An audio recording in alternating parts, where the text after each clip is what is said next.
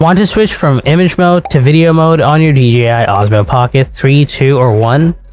It's super easy and you can start capturing videos in seconds. In this video, I'll show you how to change modes on your DJI OSMO Pocket. So without wasting any more time, let's get started. First, turn on the camera. Now look at the bottom left corner. Here you will see an icon that represents the current shooting mode. If you are in photo mode, it will look like a camera, or if you're in the video mode, it will look like a video camera icon. So tap on this icon to bring up the shooting mode menu. Here you will get 6 modes like panorama, photo, video, low light, slow motion, and time lapse. Now if you want to shoot video, then tap on video to switch to video mode.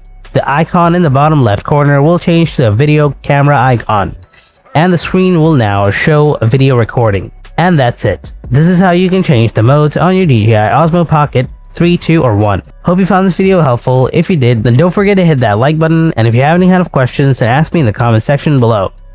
Thanks for watching. I'll see you in the next video. Until then, stay tuned and take care.